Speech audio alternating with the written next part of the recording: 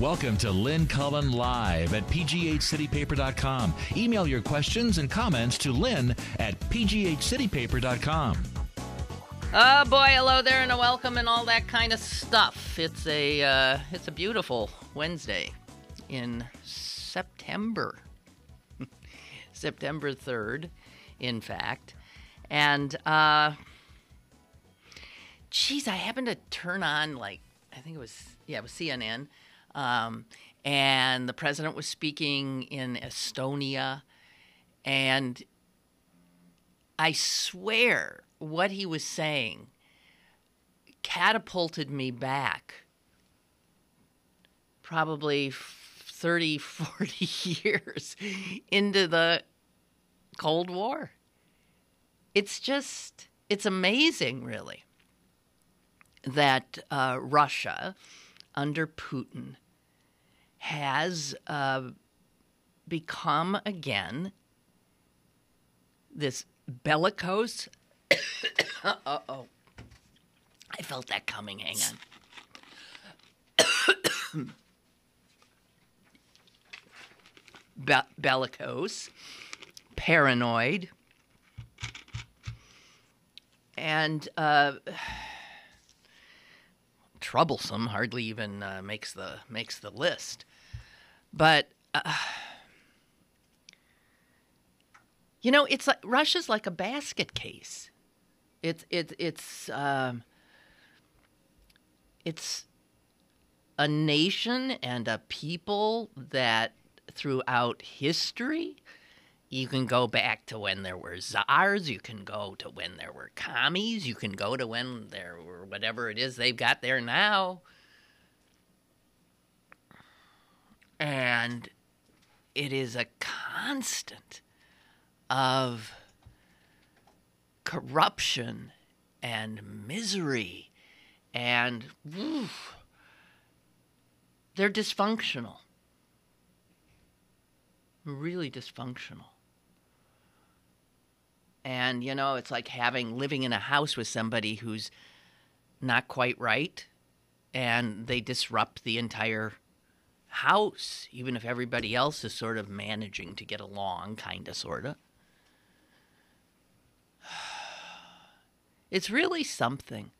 And you live long enough to see these circles. Oh, here we go again. Been here, done that. Sounds familiar. Oh, here we go again. And I guess it just comes down to the fact that human beings are really not quite ready for prime time. I don't know. What a mess. And I'm not even talking about what's going on with human beings in the Middle East. It's unbelievable, really.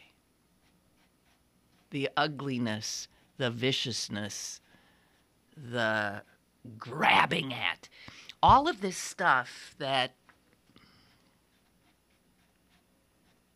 you think somehow we've...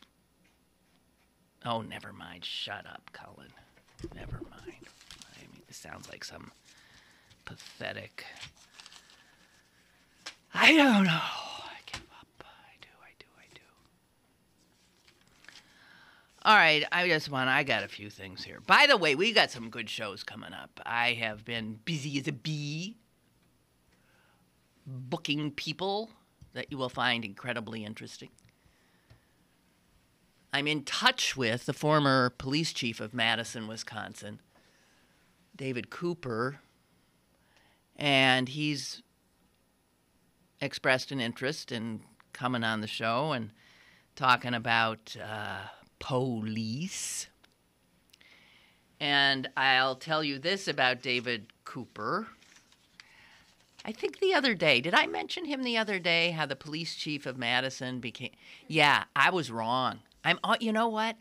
I got to tell you, here again, the older I get, the more I see that memory is a very tricky thing, and it's also not necessarily a reliable source. At least mine isn't. Wow. I think I was telling Potter that David Cooper, after an illustrious career in policing, became a Buddhist monk. Well, no, he didn't. He became an Episcopal priest. And I think I got the Buddhist thing in that he was in a Buddhist peace march in Cambodia. He is involved in a lot of global peace initiatives. And he now serves a congregation in southern Wisconsin. He was chief of police in Madison from 72 to 93, which means he had to have hired the guy who's now going to be Pittsburgh's police chief. And he certainly knows him. I don't know if I had asked him some questions on email, which he didn't respond to on email, but said that I should call him. And this McClay, who we're getting out of David Cooper's department in Madison, I just thought it would be really a good idea to talk to this Cooper because he's not your average everyday chief of police. I mean, first of all, your average everyday chief of police does not become an Episcopal priest after decades and decades in policing. David Cooper will be joining us on the show. Just got to get the time and place right. And just so you know, I mean, this is a guy who was a Marine. This is a guy who, when he took over the Madison Police Department, was dealing with an almost all-white, all-male, all heterosexual department. And by the time he left, he had one of the most integrated departments in the country. And in fact, Madison had the reputation as one of the best departments in America, not just the most diverse, the best police departments in America, and even had an international reputation. So this, gives us some hope that the police chief that we have now decided on is coming out of that kind of an environment. Boy, is this guy going to hit some serious culture shock, McClay, when he comes in. God help him. God help him. But I thought talking to David Cooper would be really interesting since clearly this is a very interesting man and he has very strong opinions about how police should behave and how they should serve the community. So he will be coming on. Also joining us, my friend Jean Marie Laskus, who's been on the show before. She is the usual accolades, an award-winning, extraordinary journalist and author. And one of the articles that she wrote, let's see, it was in 2009 for GQ magazine,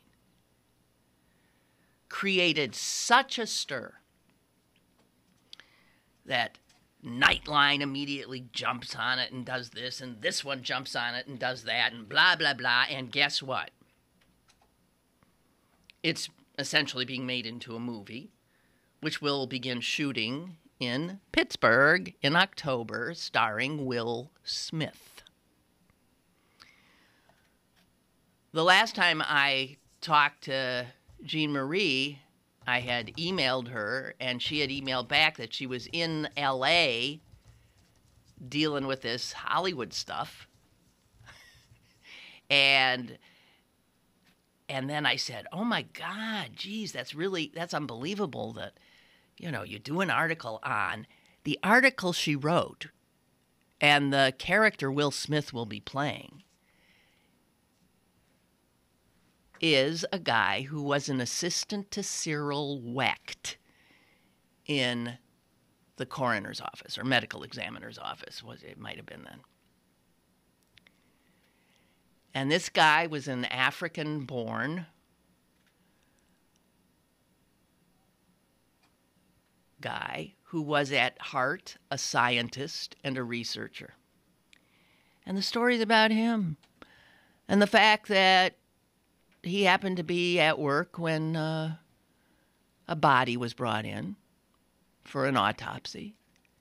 And that body was, well, somebody I had known.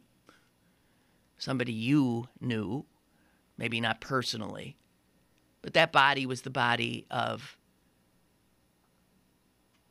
all-time football great, Steelers center, Mike Webster.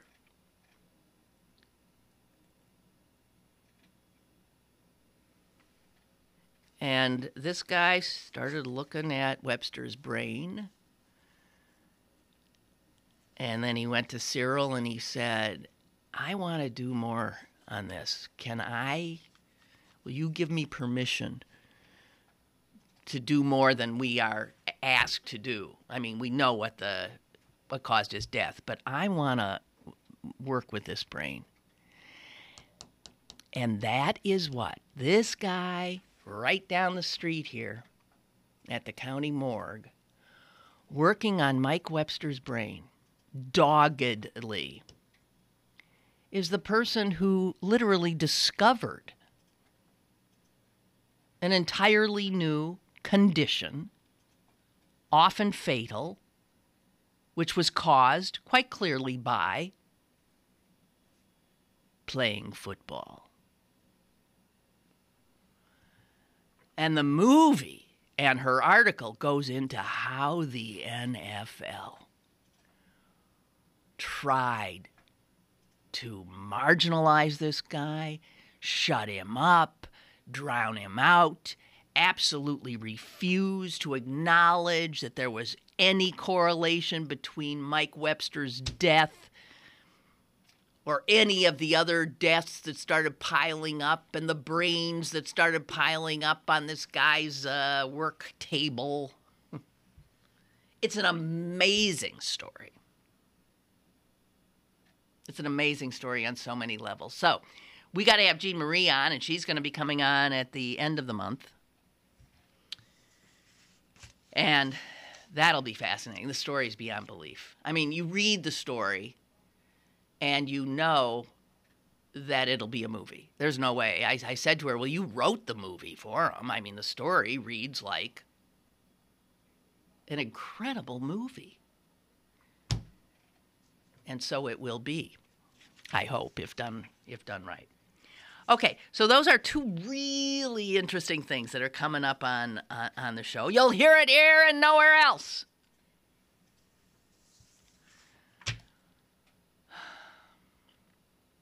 And speaking of Jean Marie's piece on football and the brain injuries sustained by so many of NFL players, and now, of course, the belated acknowledgement that something isn't right by the NFL.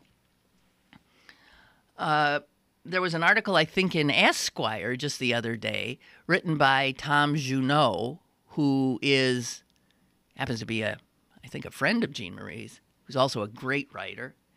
And he wrote about how he's still going to be watching football this season, but he's watching it in a different way. And a lot of the pleasure is gone, and it's because, and I've talked about this the last few years too, you can't really know what's happening to the brains of those guys every time the ball gets snapped and not lose some pleasure in what you are seeing. There's no way. There is no way.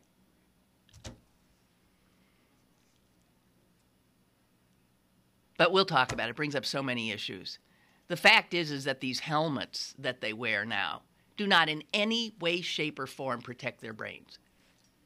absolutely do not. In fact, it can be said that the helmets are part of the problem. Did you know your brain sort of floats a little bit inside your skull? It's just floating a little bit in this fluid. And, you know, it's sort of like whiplash or something. So if all of a sudden you're going at a certain speed and your brain's coming with you, and then bang, you stop. You're stopped because a 300-pound guy has stopped you, run into you, boom, in a collision. You stop, but your brain doesn't stop. Your brain still is propelled forward. So it smashes into the skull. And then reels back. And who knows, might smash into the skull a few more times before it settles. Now, imagine then that every snap of the ball, if you're a lineman, that's what's happening to your brain. Well, I got to tell you.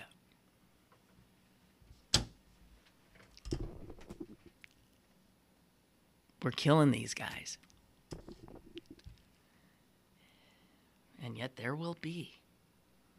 It's really something. It's really something. Not to take any pleasure from you, but knowledge is what it is. Facts are what they are. And we can pay lip service to how this is a, modern day gladiator sport. But we can't kid ourselves that we're somehow better than the gladiator sport audience who watched as the gladiators died before them. We don't see these guys die. They don't die right away. But they limp off. And they die way before their time. Way before their time. Just saying, sort of ties back to the circular thing of humanity and human beings. We ain't as hot as we think we are. We're not as good as we think we are. We're not as evolved as we think we are. Every once in a while, one of us is. I'm not including myself. And they can point the way for us lessers to try to aim higher, be better. But generally, I don't think we're asked much of. That is not a good sentence construction, was it? Much is not asked of us. So, okay, enough with football. Let's talk about other competitive sports. I'm a Jeopardy freak, so I'm watching Jeopardy. They got all the past biggest winners on, and they're going up against each other. And God, these guys are so damn smart. It's been really fun to watch. And so I had that on. And then I did something else, but the TV was on. I'm trying to explain how I must have been turned to this show I'd never seen, which came on at 8 o'clock, and I still don't know what it was called. But it was a cooking show of sorts, and it was a show that turned cooking into a competition. Now, I know there's a million shows like that. I don't watch them. This is the first one I had watched. And it struck me, and I was trying, wait a minute, cooking. Cooking to me is a wonderful skill if one can do it well. It is one of the better things that human beings do, shows the better side of humanity, and that you can, to cook for somebody is to give them sustenance, give them of your creativity, give them pleasure. Often it involves then a social situation. Cooking to me is like one of those wonderful things about life. It's first of all sort of necessary. I mean, food being necessary for life. But as I said, it also then becomes part of, sociability and pleasure and a lot of other stuff. To take that, I'm sorry, and instead sort of twist it into a competition strikes me as odd. And it made me start thinking about how we view, is it Americans specifically? No, because I know these kinds of shows are all over the place, right? So what is it about human beings that competition, and you could make a competition out of absolutely everything. I think it's a very masculine thing myself, because I immediately go back to being a little kid and my brother, who was a year and a half older, always wanting to rank everything. And he would even say, all right, let's measure feet. Let's measure feet. Put your feet up against mine. Okay, mine are bigger.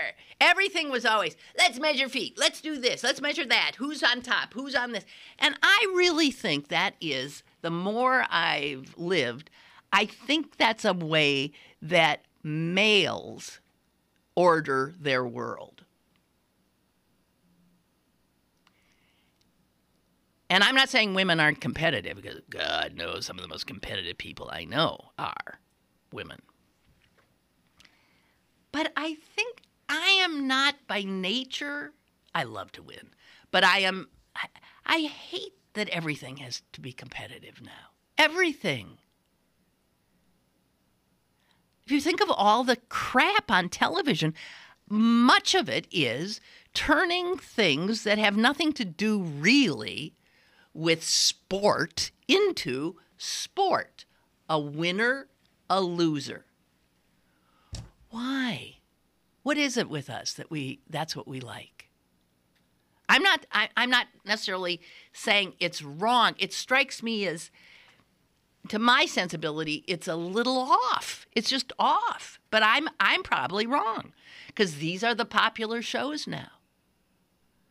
I mean, shows, cooking, where the whole idea of the show, I know there's these shows where the guys are just screaming at people, screaming and berating them.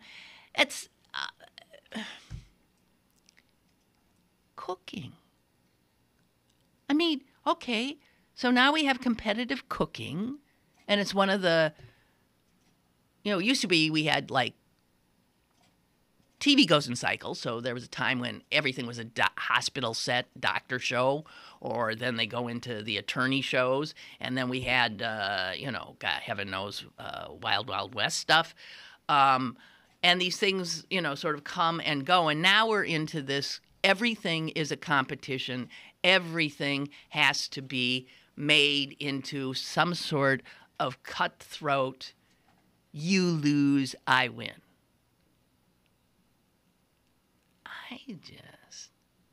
What's next? Okay, come on, let's think of some other things that are in no way competitive, that given, I guess, what we now call entertainment, could be made competitive, like competitive gardening. I can't think of anything more, gardening. Making food. But I'm sure there probably is a competitive gardening show somewhere. I was thinking of competitive bird watching. And then I realized, oh my God, I actually once saw a movie that was about competitive bird watching.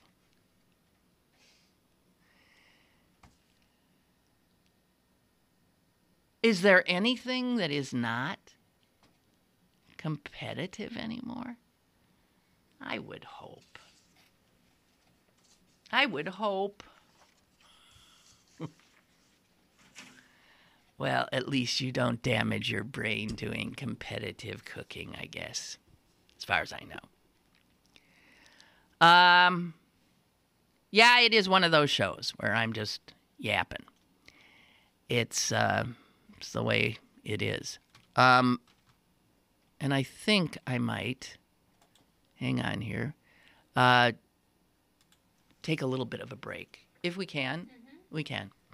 Take a little bit of a break and return momentarily. Stick around for more with Lynn Cullen Live after this. For the millions living with COPD, breathing becomes a real struggle. COPD stands for chronic obstructive pulmonary disease, but you may have heard of it as chronic bronchitis or emphysema. Over time, it makes it harder and harder to breathe until you feel like you're breathing through a straw. COPD is the 4th leading cause of death in the U.S. It kills 1 person every 4 minutes, and it took my grandmother. An estimated 24 million Americans are affected, but as many as half of them don't even know it. It's a race against time to spread the word about this serious disease. If you're over 35 and have ever smoked, you could be at risk. The good news is, there are steps you can take to improve your symptoms. I'm Danica Patrick, and I drive for COPD. Take action today to breathe better tomorrow. Join the movement at driveforcopd.com, take our screening questionnaire today, and talk to your doctor.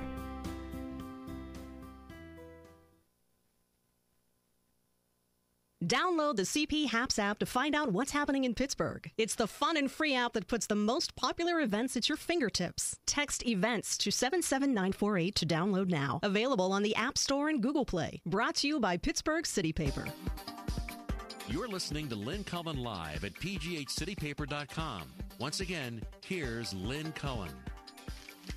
All right. I must say, I don't think I have a lot here, do I? Okay. So is anyone watching that Houdini thing on the History Channel? Nah. Me either.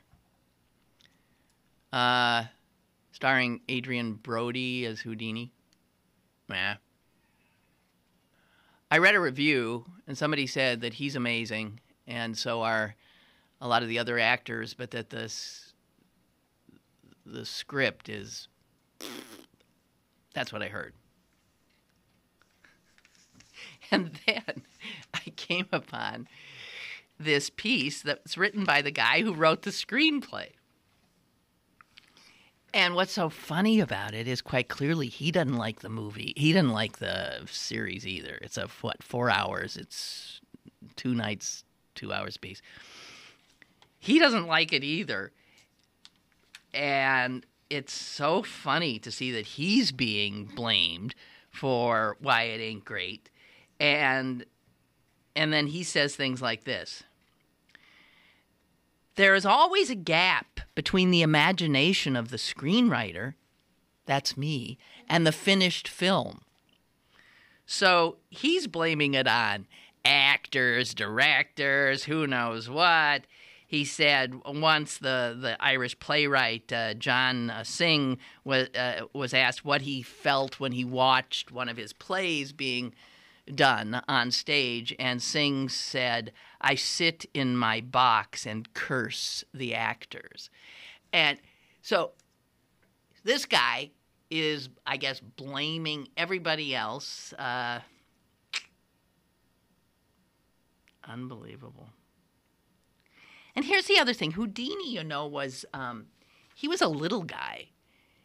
He was a tiny little guy. And Adrian Brody, it seems to me, is this long, tall. I guess that doesn't matter. I guess it doesn't matter because on film, anything is possible. Houdini was also a lot better looking than Adrian Brody, I want to say, because Houdini was actually a very handsome man. What was interesting in this piece that I read, this is just history more than anything else, is that the guy who wrote the screenplay to this History Channel miniseries, his father,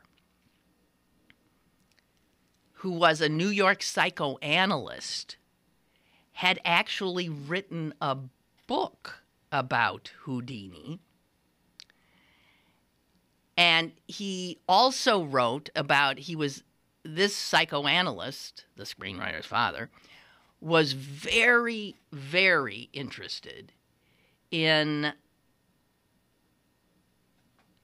men who had weak fathers or absent fathers.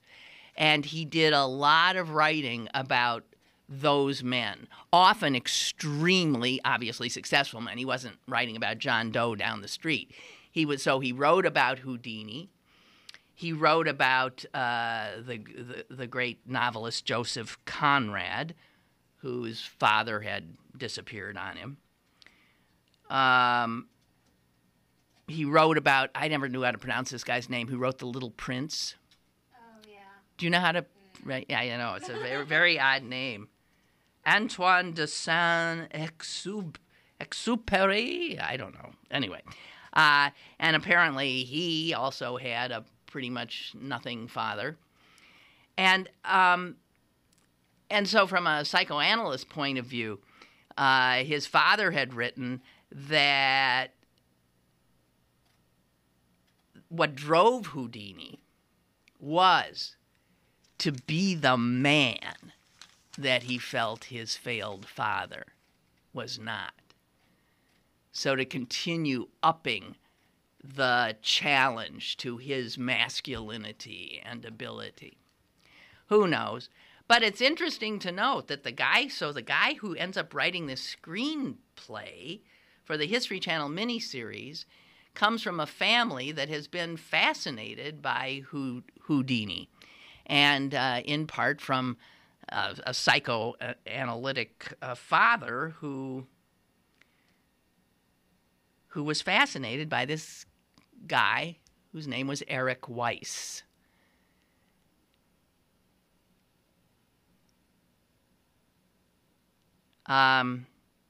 His father, by the way, and I don't know if any of you out there have seen the series, because I have not.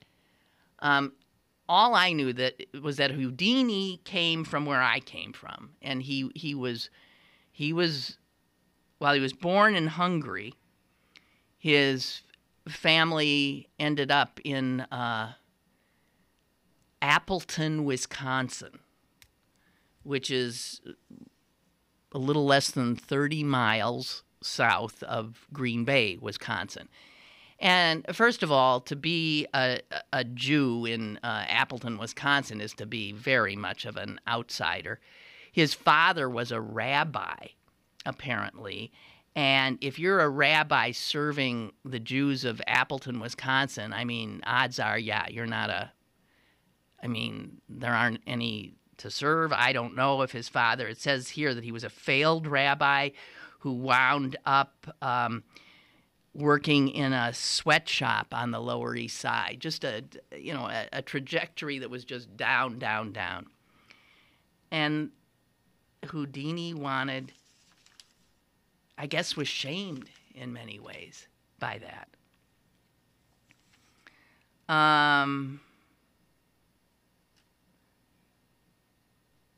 And if he hadn't, so he's there in nowhere in Appleton, Wisconsin, and a traveling magic show happened to come through, and that's what changed his life.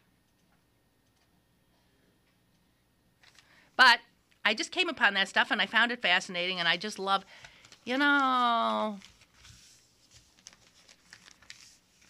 you live alone, there's no one to turn to and say, hey, listen to this.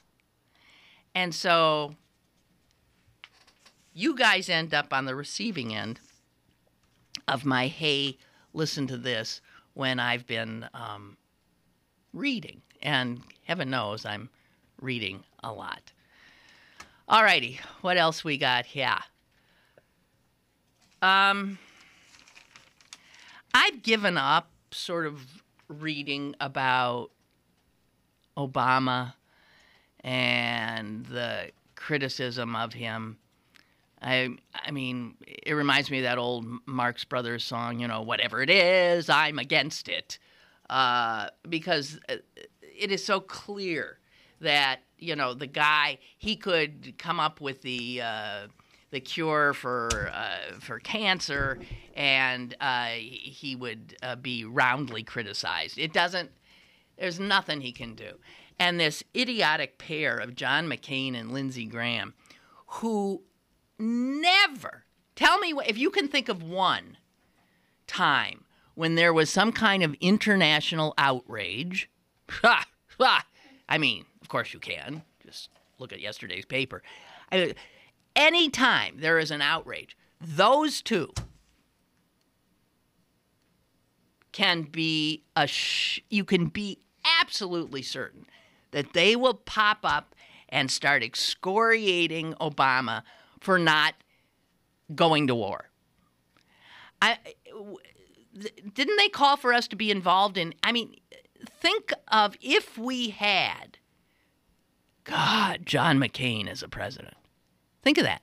You could have John McCain as president and Sarah Palin as vice effing president of these United States. That is who the Republican Party offered us.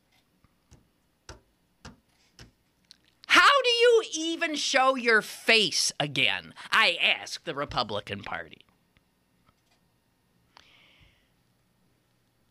We would be at war. We'd be at war in Syria. We'd be at war in Libya. We'd be at war in Afghanistan still, and Iraq. We'd probably have gone to war with Iran. We'd be at war perhaps with Russia right now. We'd be at war in the Ukraine, or taking their bellicosity and upping the ante. Think about that. And their biggest complaint about Obama seems to be that he doesn't shoot from the hip, that he doesn't react immediately. To be reactive is to not be thoughtful and not be rational. Hello? Hello? Yeah, hi. This is Sissy White Liberal. Want to talk to Lynn? This is Lynn. Hello? Hello? Hi, can you hear me? Yes. Hi, this is Lynn. Hey, Lynn. Sissy White Liberal here. Gosh, nice to hear from you. Yeah, I was wondering, I thought of this the other day when I was watching HBO and the Nixon. Have you seen Nixon in his own words? Have you seen that yet on HBO? Yes. The David Frost thing? No. These are the Nixon tapes with Nixon talking and his advisors. I mean, in 2010, I think they released a bunch of them. But anyway, my point through all this was, because you brought up the recent Republicans and all their idiocy, but yeah, I feel guilty for ever having positive thoughts about Richard Nixon after having listened to him speak. He was an incredible bigot, and I guess my point in all this is I don't know when the Republican Party's ever really not been pretty loony. I mean, the Rockefellers and John Hineses of this world, and the two ladies up in Maine, I guess, are clearly the exception, not the rule when it comes to Republicans anymore.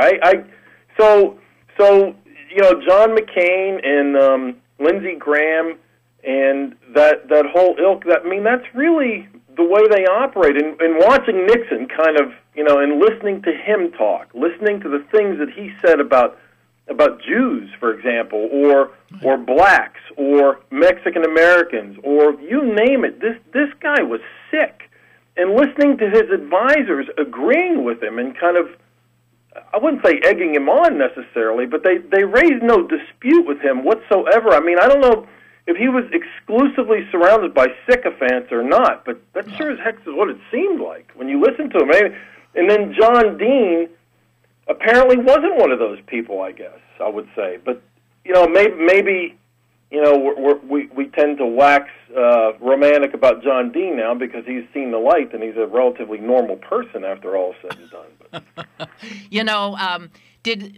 I wasn't thinking of the David Frost. I was thinking of the Dick Cavett thing where there's been I don't know where I saw this.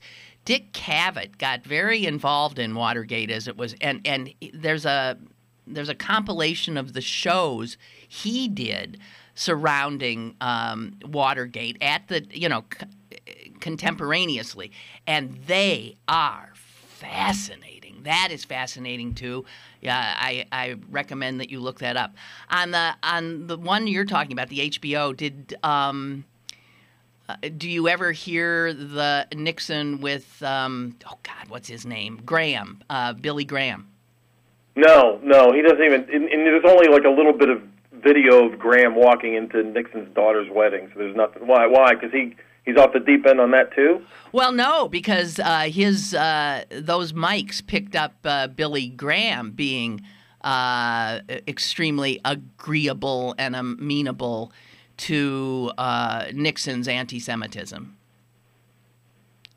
And I have to tell you that I honestly sometimes wish I just was an idiot and didn't care about any of this stuff. I have to tell you, it's really, I have two daughters in this world that I'm pretty sure I raised correctly, and I don't know. I hear Nixon, and like I said, I had a reasonable amount of respect for him of a sort, I guess, prior to listening to him in his own words say these things, and I just don't know anymore. I don't know. It's a strange world, isn't it? I mean, what do you think when you think of your son and where he's going to be 50 years from now, and his children down the road, or it's hard not to despair. No, it really is hard to not to despair. It is. You look at, every idiot with a thermometer in a window thinks they're a climatologist these days. I mean, all you have to do is look at blogs on the subject of climate change. And it doesn't matter that the U.S. Defense Department is actually labeling that the biggest concern to national security, not just on the horizon, it's here right now. Exactly. That doesn't matter to them. But these people that think that it's possible to terraform other planets don't understand that the same technology that makes that possible is what we're using to predict climate change in our own stinking planet right now. That doesn't matter either. That stuff doesn't matter. They've got a window and a thermometer, and they know there's no climate change problem. There's such a lack of respect for... there's a division of labor in society. There's the thinkers and the people that kind of plan this stuff out, and everybody else goes about their lives, and it seems like in the 50s and the 60s, maybe the 70s to a lesser extent, we kind of understood that not everybody can do those expert things, and you counted on experts to do a good job. And somehow all that got turned on its ear. I don't know, maybe I was too young to really appreciate the anti-intellectualism that was taking place. I can only read about McCarthyism. I wasn't around when that was taking place to know how insidious that was, for example. But well, I don't know. I mean, somebody might say to you it was ever thus, but I don't know. I think technology and the speed of information now has made it worse.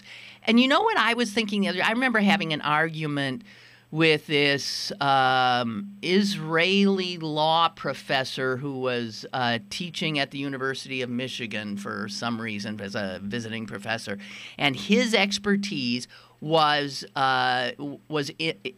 internet and law and how, and he was absolutely certain, this might have been 8-9 years ago, that the internet was going to help democracy flourish, that there was no way now. And then I was thinking about it the other day when I was thinking about ISIS and their brilliant use of social media and technology. And I'm thinking, why did we think that the best of humanity would come out and be, buoyed by by the internet and by this access to information. Why were we thinking that? And I think it's as much that democracy will go down because of it as I don't know. Hello? No, I would agree. I would agree. I don't know. Okay, hey. But that my little terrier's yapping in the background. Yes, I know, and it's very annoying. One last thing too, by the way, HBO. When it comes to you were mentioning the Houdini thing, and HBO ruined, in my mind, the Truman biography that was written by McCullough with what was great acting and great performances by the actors themselves. But their version of that book was bad, and the real irony is that they tend to generally do good shows. But yeah, bad writing can sink anything. So anyway, take care, Lynn. Hey, nice to hear from you. Bye. Gee, that's an old. I'm not talking chronologically. I mean, a caller, sissy, white, liberal.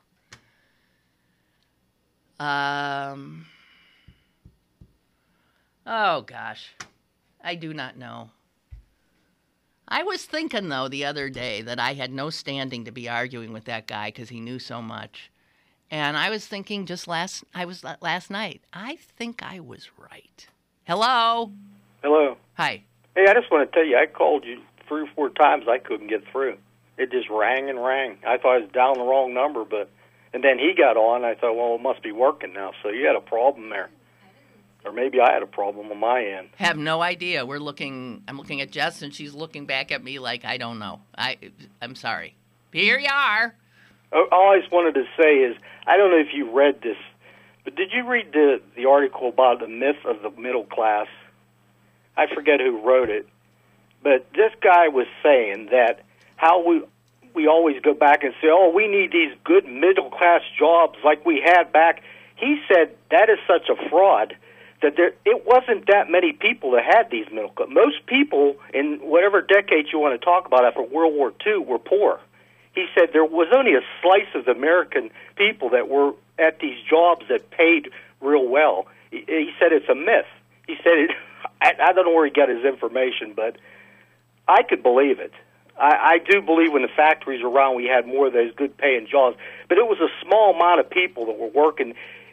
I mean, compared to all the population, you know what I'm saying? Mm-hmm. Even here in, like, Beaver County where I am, we had a lot of factory jobs. But if you didn't know anybody to get in there, you couldn't get in there. There was a lot of people working jobs that didn't pay that much either, that I found. Well, I'm not in any position to, rebut what you're telling me, but I do. I think someone else could. I think that post World War II, there was a lot of opportunity for Americans, and there still was upward mobility, and that's what's been shut off. You know, corporations now, there's no sense of a compact. You know, I work for you, I give you my labor, and you give me a fair wage, and we both end up making money from our labors. That's gone now, and it's simply about exploitation. It's just about exploitation, and we take all the money, and the people be damned. And it shows how stupid these rich corporate types are. Because, I mean, as I've said a million times, I'm blue in the face, Henry Ford figured it out. You can't, if you don't give people the money to buy the products that are around, the economy goes down. You go down. We all do end up being in the same boat. I don't know. Well, the unions going out, too, that had a lot to do with it.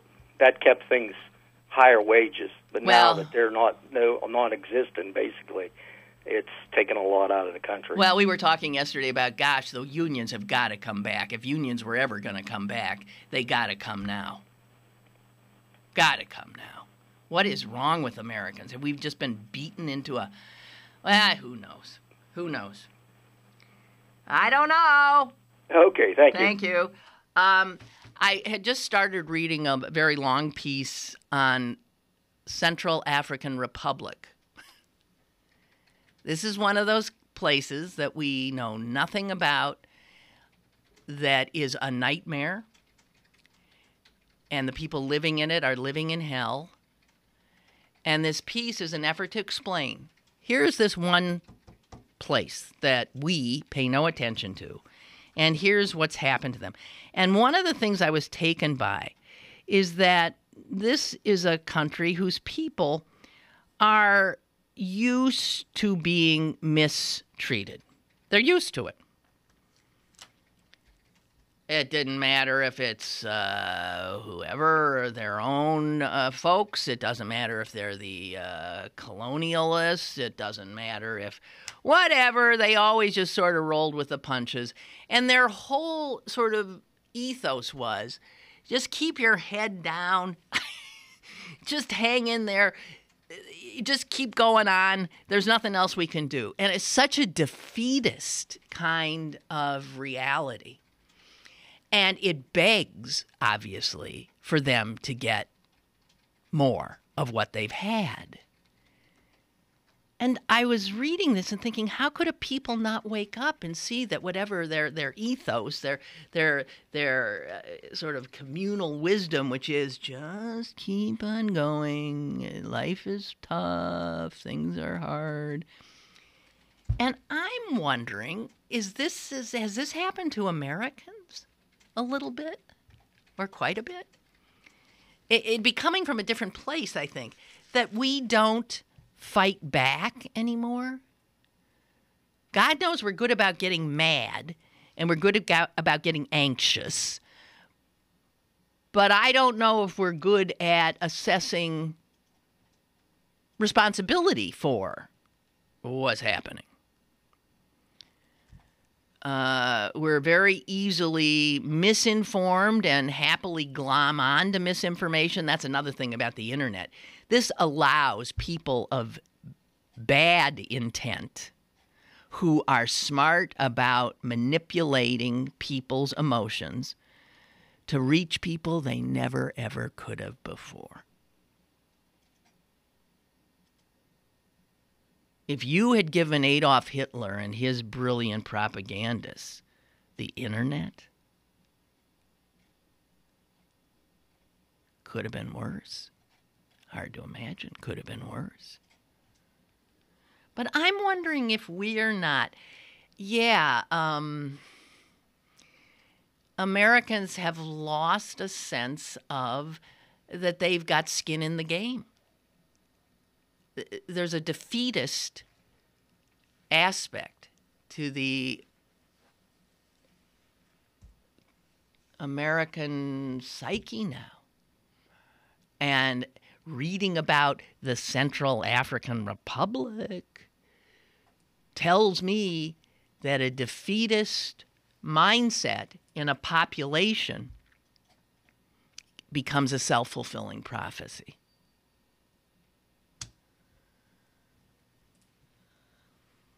So that's troublesome to me.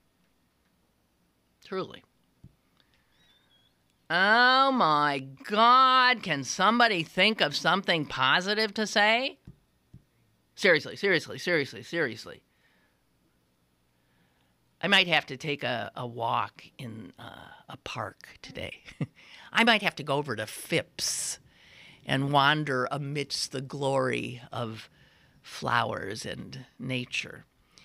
And it is true. We need some reassurance that all things have not gone to pot.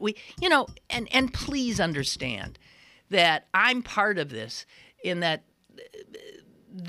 we immerse ourselves in the news of the day and all of the frightening things that are going on in ways that I suspect people didn't ever before as much, where news becomes entertainment.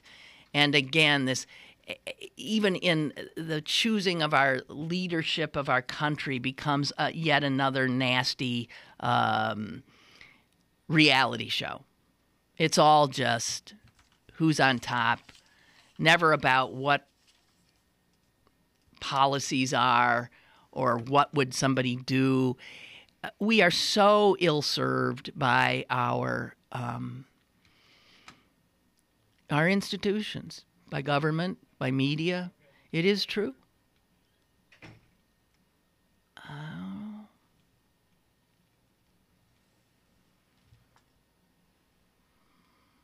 Tom writes, it's good to hear from Sissy White Liberal again, but I don't think Nixon is unique. I don't know. He really was something out there. Don't most presidents surround themselves with yes men? Well, yes, of course. People do. And it's that isolation, that bubble they get in, inside another bubble, which is the Beltway of Washington. And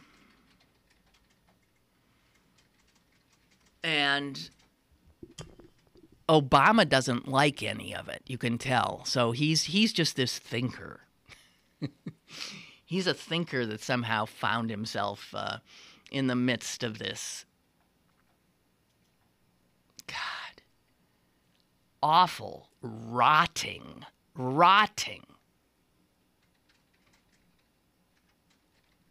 American government. It's something. It really is something. Well, I give up. I keep thinking of things to say while I'm saying something else, but I have to finish up what I'm saying. And then when I finish up what I was saying, when there was another little voice saying, oh, that means talk about that, talk about that. And then I can't remember what the little voice was saying when I got done. You have no idea how many wonderful topics and insights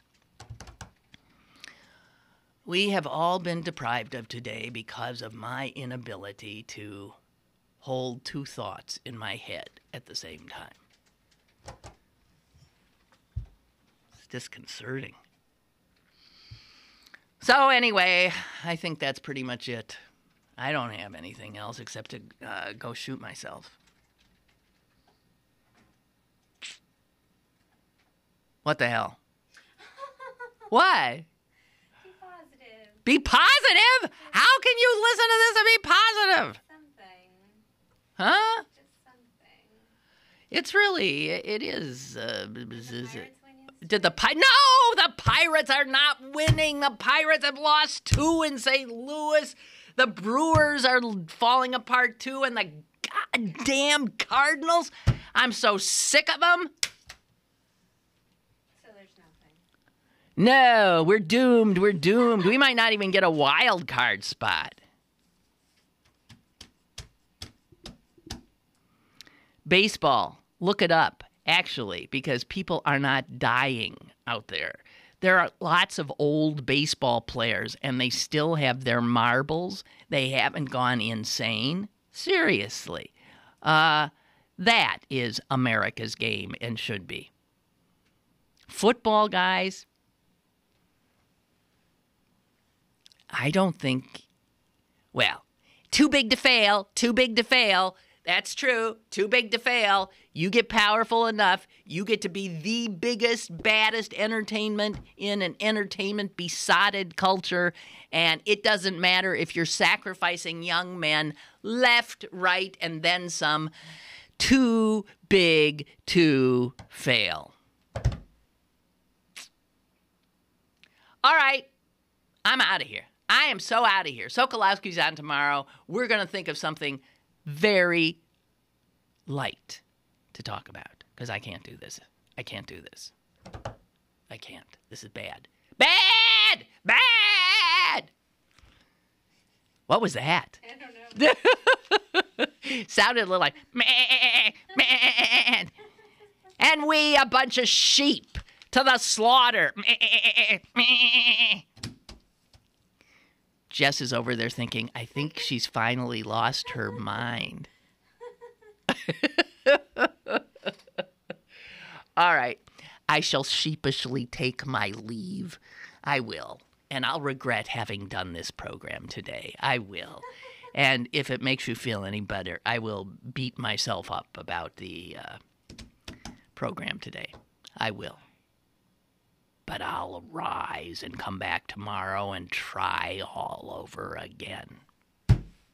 That's it. Have a great day. See ya.